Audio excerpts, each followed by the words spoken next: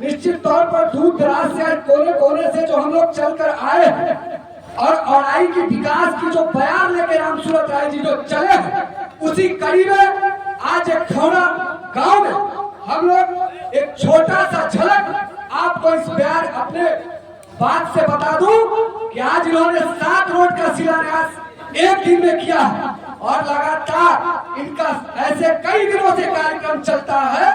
इन्होंने औराई में एक तरफा विकास का बयान बहा दिया।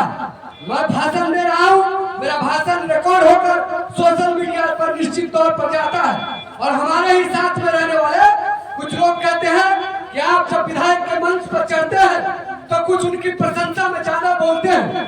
मैं दावे के साथ कहता हूं उनको कि आप अपने नेता से 5 वर्षों का काम गिरवाइए और मेरे नेता से 5 वर्षों का काम गिरवाइए।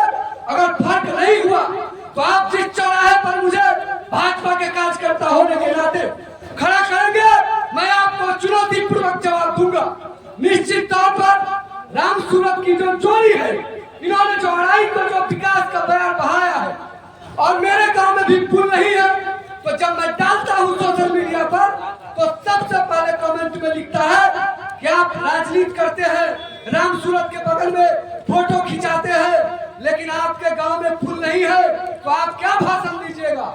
मैं उनको कहता हूं कि मेरे गांव जैसे हजारों गांव इस विधानसभा क्षेत्र में है। हमारे गांव के लोगों ने अपने मेहनत से पुल का निर्माण किया है। निश्चित तौर पर वो भी रामसूरत जी का ही क्षेत्र है और इन्होंने अनुशंसा किया है, वो भी पुल बहुत ऐसा दिन दूर नहीं है कि जो बनेगा, लेकिन जो जरूरत है, जो लाइफ लाइन मार्ग से जुड़ा हुआ चीज है, उसके तौर पर इन्होंने बहुत प्रयास करके बनाने का काम कर रहे हैं। यार है थे रास्ता में कई जगह शिलान्यास का कार्यक्रम किए, राजीव भाई भी साथ में है, बहुत सारे लोग साथ में थे, लेकिन देखने की बात होगी और सुनने की बात होगी। मैं इस मंच के माध्यम से कहना चाहता हूँ कि औराई का वही रामसूरत राय है कि जो न जात में विश्वास रखता है, न पात में विश्वास रखता है, सिर्फ विकास में विश्वास रखता है। इसी का नाम है रामसूरत राय।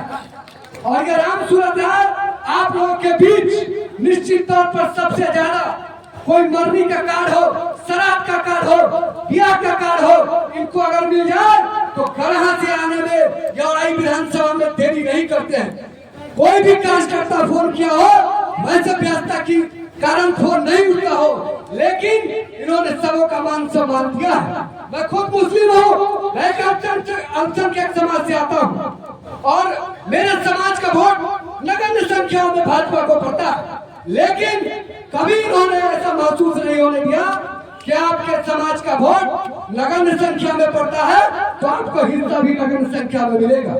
आज इसी आप कार्यक्रम से अंदाजा लगाइए कि हमारे प्रमुख विद्वान भाषण देने के लिए कमी नहीं है, लेकिन इस सभा में मोहम्मद अरमान को भी जगह मिला है, तो आप समझ जाइए कि मान और सम्मान बराबरी का मिलता है।